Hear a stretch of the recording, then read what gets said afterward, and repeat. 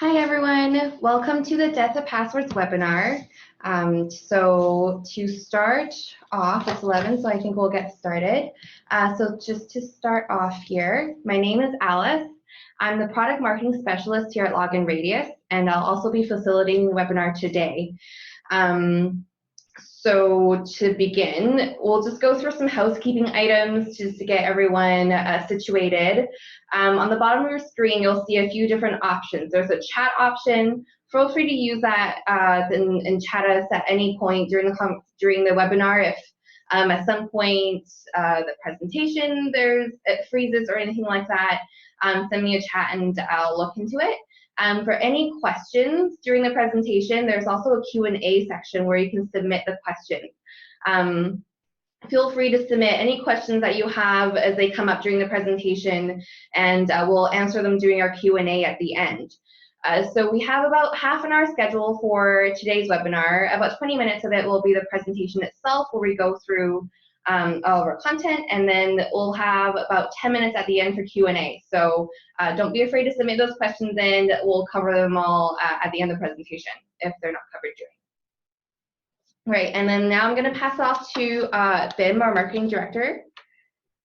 Thanks, Alice. Hello, everyone. Welcome, and thank you all for taking time out of your busy days to attend our session this morning. My name is Bim Parmar, and I'm the Director of Marketing at LoginRadius.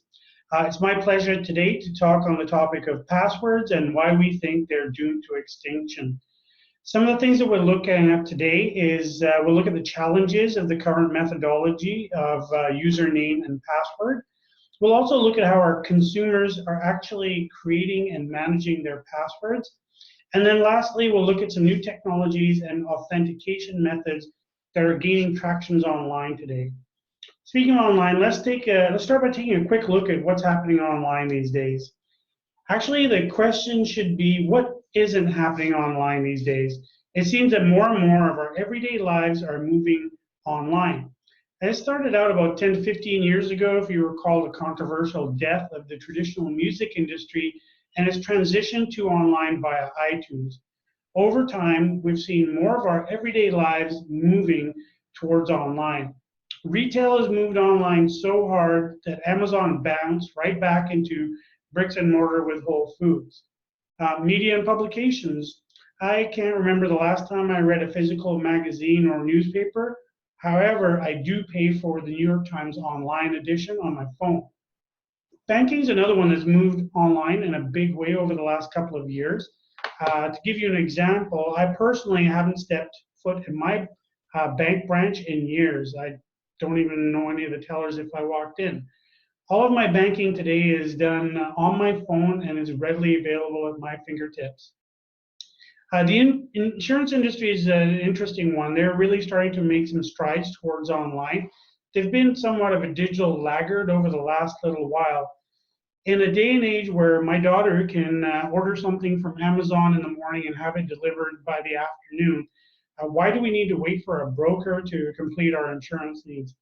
And the insurance industry is waking up to this. In some research I did last year, every single one of the top 10 international insurance companies, in their annual reports, they've identified digital transformation as a top strategy priority for their companies. Even local government is waking up and realizing they need to provide the same level of service and convenience as Amazon. A lot of cities these days and municipal governments are moving towards something called voice of the citizen, trying to make those services available online, both for convenience and actually to reduce their own costs. As an example, last week my property taxes were due, and all I did was open up my mobile app and I paid my property taxes online. And I didn't have to visit the post office or go down to City Hall. It was kind of funny because my dad gave me a call, and he still offers to pick up my check and drop it off at City Hall because he's going there anyway. While all of this online movement is great for us in terms of convenience and availability, there's still a downside to it. Each and every one of these services requires you to create an ID and password as part of the account creation process. As recently as 10 to 15 years ago, all we had to do was remember one or two passwords, and Typically, it was your email password or your banking PIN. Nowadays, as the number of services moving online increases, so do the demands on the consumers to create and manage unique IDs and passwords. And this is starting to become a really serious burden for consumers. Because after all, it's not easy to remember all these IDs and passwords. Like, I'm in the business, and I'll admit freely that I end up hitting that password recovery button on several websites that I frequent at least a couple of times a month. I've forgotten the password or can't remember, and I'm constantly doing that. My dad, who I mentioned earlier, he's 81. How do you think he manages? Well, I'll tell you. He asked me to help him book a trip online, and as part of the process, I had to log in for him and asked him for his password. And no kidding, he pulls out his wallet, and in his wallet, he's got this little sticky note that he's got all of his passwords on. And that's how he manages all of his passwords. So it's just too hard for your average consumer to remember all of this stuff. So how are they doing this? What are they doing to manage? Well, the first thing they do is they keep passwords simple. The simpler it is, the easier to remember, right? Well, there's no IT department enforcing, passwords rules on them, so they can do whatever the heck they want. And they're just going to go with something that's easy because it's not really their job to keep your company website or other services secure, is it? That's your job. So what they do is they'll pick something that's easy to remember, and being easy to remember is probably going to be insecure. But creating simple and insecure passwords isn't really the only way consumers can compromise your security. Once they've found a nice, easy password, why struggle to come up with a new one, right? Let's just use that same easy password across all the online services we use. I know I do it, and it's a bad practice. And to be fair, that's how hackers win, right? Once they've cracked your password in one place, they know you've probably used it everywhere else. And that's a key password hygiene rule that everybody's taught, is to not reuse your password. So while that's scary in itself, there's yet another activity that consumers engage in to compromise your security. Has anybody heard the phrase, "Hey, can I borrow your Netflix password?" This happens more than you would like to believe. Again, personal confession, my daughter, who no longer lives at home, has our Netflix password. So I'm as guilty of this as anyone else. And let's not forget, all of this is before the professional hackers have a go at you. These days, there's an actual arms race between the security companies and hackers. There's an entire black industry devoted to creating hacking tools to help criminals crack your customers' passwords. So even if all your customers are using complex, lengthy passwords, these days hackers have things called password dictionaries that are capable of guessing most passwords quite easily. In addition, they've also got access to some pretty sophisticated hardware that can brute force your passwords in minutes instead of days. Well, how does this affect your customer? Well, it leaves them tired of having to deal with all of these IDs and passwords, frustrated when they forget them and they can't access your service, interrupted because as they go to make that purchase, they end up abandoning their cart and you get no sale. Speaking of which, how does this affect you? Weak passwords expose your company to the possibility of a data breach. And anyone who's experienced a data breach can tell you that in addition to the expense of dealing with the breach incident itself, you're going to face some additional costs. And these things include loss of brand value, because as your customers have lost trust in you, you've lost value in the brand. Loss of customers, because as they churn, they're going to go look for somebody that is trustworthy and can actually provide them the security and privacy that they need. And we had talked about this before, the loss of revenues. When those customers don't come back, you now have an uphill battle to find new ones. So in other words, sum it up, passwords are a pain and they're not that secure. And as this graphic shows, I found this on the internet and thought it was quite appropriate. Passwords are like underwear. You got to change them often. Don't share them. The longer, the better.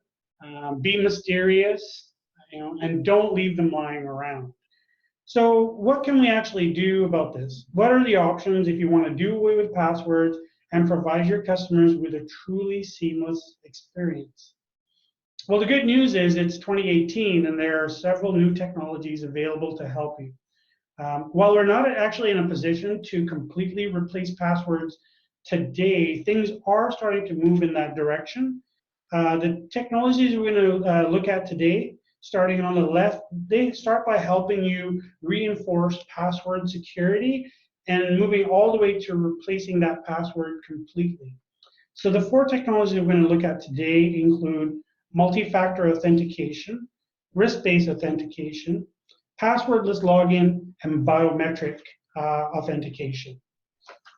So let's start with multi-factor. And some of you may already be familiar with multi-factor, or you may be familiar with its predecessor, which was known as two-factor authentication. The premise here is you're trying to provide an additional layer of security on top of the ID and password. And the principle is quite simple. It's working on the principle of combining something you know with something only you have to create, a really solid verification that you are who you say you are. So how does that work? So there's something that you know. This could be your ID, your email, or your phone number that you're going to plug into the website. But you know what? These are things that other people could obtain from you. Identity theft, spoofing, whatever. So somebody could actually have that. So how do we determine it's really you?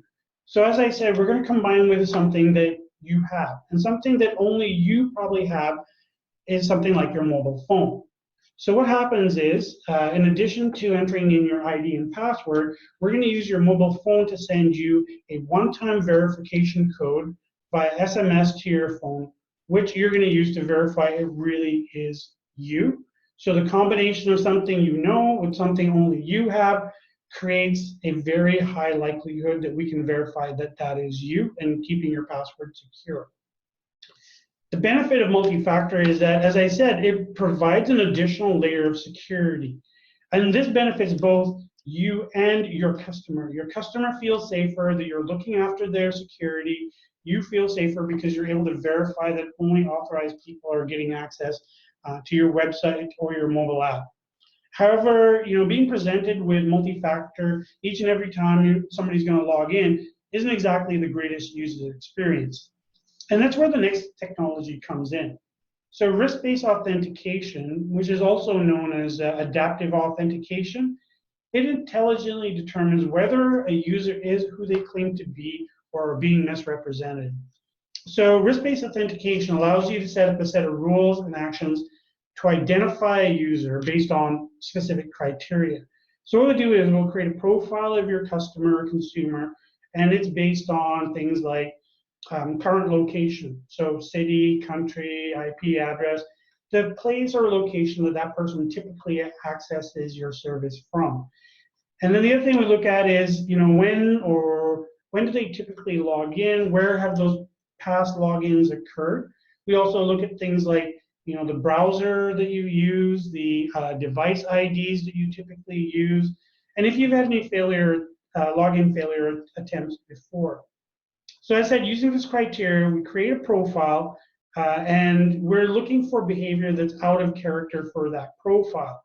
And then if it happens, then we trigger some actions to challenge you to make sure you are who you are and lessen any potential malicious activity. So for example, let's say user A's risk profile says that she accesses her online account once a day around 10 a.m. Pacific from Washington State. Any login attempt matching that profile will be granted access. If one day that login request came instead from a computer located in, let's say, Shanxi province in central China at 1 a.m., those variables would suggest that this might be an unauthorized login attempt, and then the platform is going to trigger an additional action which is going to challenge that user, and it serves as a second layer of authentication. And those actions can be anything from a notification email being sent to the user or the administrator to other measures such as forcing the user to go through that multi-factor authentication, asking a security question, or even blocking their access completely. It's up to you to set that the challenge or the reaction that you want to occur. So, we've talked about multi-factor and risk-based authentication, and they're really about augmenting the security of the password method. The next couple of technologies are about moving us out of the need for passwords completely. And so, the first one, passwordless login, it's appropriately named, also known as one-click registration and login. This removes that step of having to create or remember new passwords. It really helps to increase your conversion rate and enhances that customer experience because it removes that entire obstacle. And the way this works is typically a user sends a request to access a web property. A unique ID or verification link is sent to that user based on that request. The user clicks on the verification link, which verifies them, and then LoginRadius will redirect the user to your website with an active session. The same process can be repeated each time a customer wants to log in. And what you have here now is you've basically eliminated the need for a password and username. The next technology we're going to talk about, biometrics. So biometrics, we've seen some pretty rapid increases in the use and utility of biometrics over the last 5 years. These technologies have made a significant leap from their main usage today, which was primarily for access control, and they're now moving into the mobile realm to help with online authentication. So there's lots of ways to collect and store biometric data that make it much safer than passwords. As an example, that data, your biometric data can be bound to a device.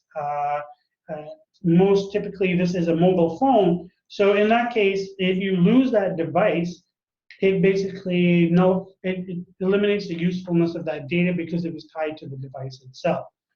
And most people, when you lose your phone, you're going to notice within minutes that you've lost your phone. So there's that warning right there. The other thing is biometric information isn't usually kept in a raw format, but typically it's in a templated, hashed, and salted fashion using encryption methods that make it nearly impossible to re-engineer and get back to an original state for any type of intended malicious use. So when biometric data is combined with behavioral patterns, a device and phone number ownership to form a user's profile, it's much harder to find opportunities to compromise that security. So the first methodology we're looking at is fingerprints, and I think most people are quite familiar with this.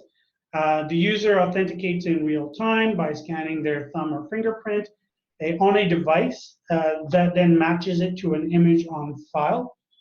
Fingerprints, as most people know, are probably one of the most unique forms of biometric identification.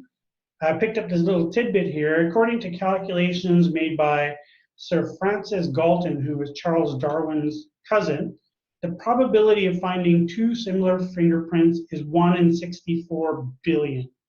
And that includes identical twins. So fingerprint authentication has been in use for quite some time now, and you've seen it in laptops over the last couple of years, and more recently you're starting to see it used more and more often on mobile devices as well. The next technology, facial recognition. Facial recognition actually has been around for quite some time as well. It was primarily being used for access control technology, so trying to get into a secure physical space, you can use face technology to check in, check out. And in the beginning, this actually wasn't really all that good. I've done some testing in the past at different companies, and we were able to bypass a lot of this by spoofing it with a photograph. However, like recent advances in both camera and AI technology has actually made this quite reliable. More importantly, it's made it feasible for mobile use. And you've probably heard of the facial recognition that's available on the iPhone X or 10. I actually have an iPhone 10, and I'll vouch for it. It really does work. I've used this, I've taken off my glasses, worn a hat. I've even used this in the dark at the movie theater where you're not supposed to use your phone.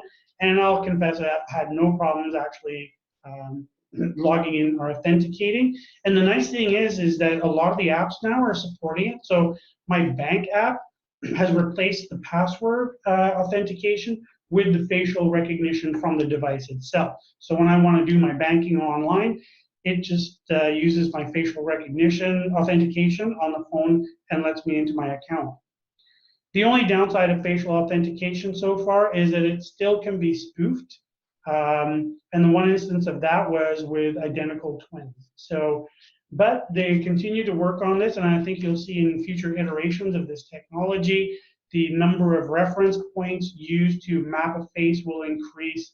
So they're able to more finely tune one face and differentiate one face from the other.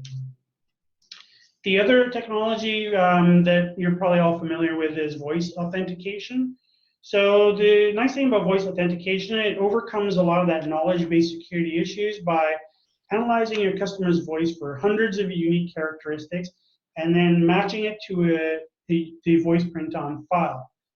I think you're going to really start to see this take off with a lot of this Internet of Things that's starting to grow, and consumers start to adopt these home automation or home assistants like Google Home and Amazon Alexa. Everybody's probably heard about the little kid who ordered a whole bunch of stuff off Amazon because Alexa couldn't tell the difference between one person and another. So you're going to start seeing a lot of that make its way into these home assistants. You're already seeing this in action on your smartphones. As an example, we tested this out. Siri on the iPhone will actually recognize the voice of the phone owner and only responds to that person's commands. So that's really cool. Actually, all of this is really cool, but at the end of the day, you're probably wondering, why should I care? Well, you should care because your customers care. Online privacy and security concerns are definitely starting to shape consumer behavior today. Studies have shown that 90% of consumers are concerned with how and where their online privacy and how their personal information is used and stored. 74% have actually limited or curbed their online activity because of those concerns. And you're seeing this in a lot of the quick social media movements. People are starting to abandon Facebook and limit their social media activity because they are concerned about privacy and security. But more concerning is that 28% have not gone through with an online transaction if they felt it wasn't secure. So that's cart abandonment. That's hitting your bottom line. So that's why you should care, because consumers today are starting to demand a more trusted and personalized online experience. But meanwhile, businesses are still struggling to protect that consumer privacy in the face of these relentless data breaches that seem to be happening more frequently. So to wrap things up, as I've shown, conventional authentication methods, they were never really designed to meet the needs of this growing online community and this new paradigm that we're moving into. Consumers' patience with the outdated security and authentication methods is starting to wear out. And just the sheer number of usernames and passwords that they're required to manage is beyond most consumers' ability or comfort level. We predict that passwords are actually still going to be around for a little while before they go away completely. There's still a lot of systems in the world of request that still require username and password, and there'll always be a number of people who aren't going to adopt other measures unless they're actually forced to change.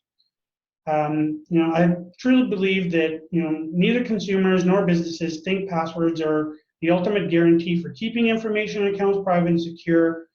The death of passwords may sound dramatic, but it really just means that in the near future, we'll start to seek out other means of authentication that are more secure and more convenient and don't put our personally identifiable information at risk. Digital enterprises need to find new ways to secure the millions of identities while providing that seamless customer experience. that's the end of our presentation on the death of passwords. Alice, maybe we can move on to the questions, and if anybody has asked any, we can start to answer those. Yeah, so if you have any questions, feel free to submit them with the Q&A button on the bottom. And then just moving forward, if there is anything that you see that you have questions about.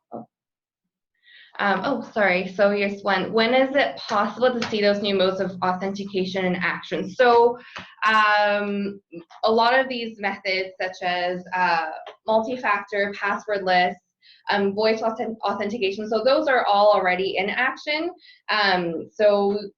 What I recommend is you can actually book a demo. We can show you how it's done. So we do have customers who've implemented these methods already. So yeah, feel free. You can book a demo. We can show you live exactly how it's done, walk you through everything.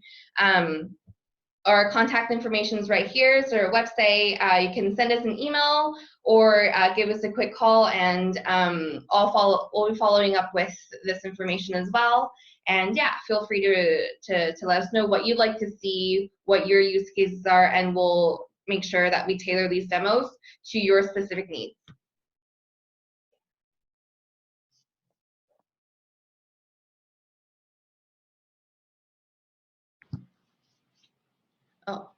What industries are using passwordless login? So there is a multitude of industries. It really depends. Usually those with large user bases that are, let's say, that a lot of the times.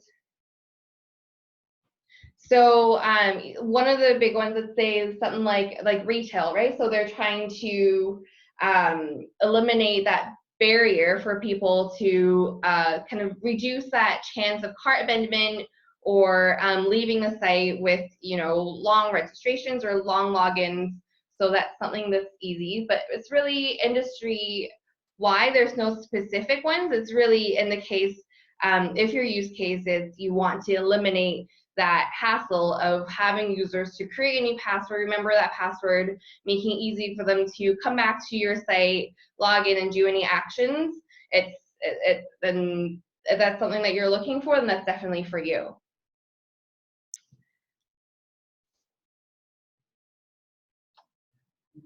So if there's no,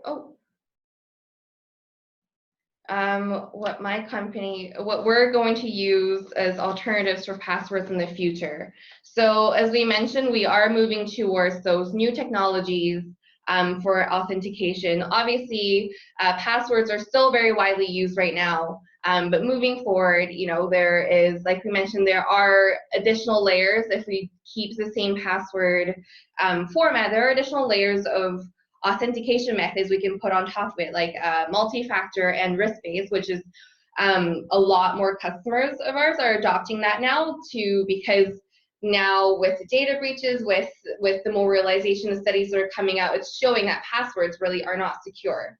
So those are the main methods. But then as we see the advancements of technology, really the biometrics are coming in, and it's just, I think it's just being adopted right now. It's not a wide adoption at the moment, but yeah. So it is coming on right now. So it's say in the future, but it's already happening as we speak. And for more information about this, we'll actually be following up with a data breach report to kind of show how this can help and kind of eliminate the data breaches that we've seen in the past 6 months to a year. Another question, what are the main reasons that a business would switch from an in-house built authentication to a vendor solution?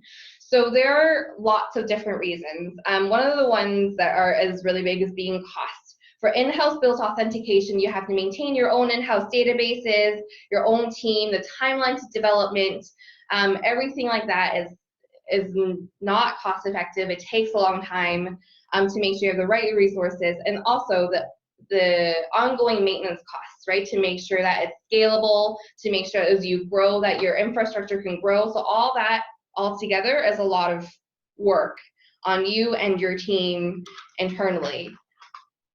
And also, as the technology evolves, also to make sure that your in-house solution keeps up with the technology, that's also very difficult to maintain. Vendor solution, it's everything is maintained by us. We make sure that we use the most up-to-date security measures. Everything is in the cloud, so you don't have to manage any in-house or any physical databases. And we make sure that your data, it can be stored in locations that you can choose that you're conducting business in, and we can make sure that everything is compliant with the regulations and policies that it needs to be. So essentially, we take off everything and we manage it for you. And I think we're actually, oh, sorry, we have one last question here. To address data breach, especially for password-based authentication, honey.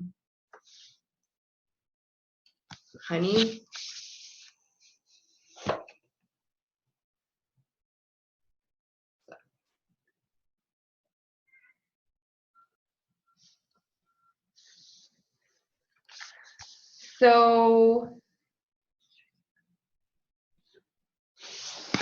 the question was, to address data breach, especially for password-based authentication, honeywords is introduced. Do you use this approach?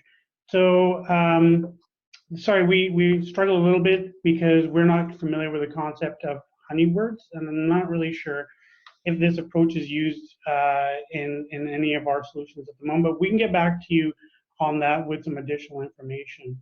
So unfortunately, we are at the top of the hour, and we've kind of run out of time. So I want to thank everybody for attending our session. If you have any more questions, feel free to come to our website. You can contact us if you'd like to see a demo of any of the technology that we've talked about. And as we mentioned, we do have a report that's available on our website on data breaches. So in there, we talk about the different types of exposure, what the costs are actually of being exposed, and some of the major data breaches that occurred over the last sort of 12 to 16 months. That's available on our website. So once again, thank you everyone for attending, and enjoy the rest of your day. Thank you.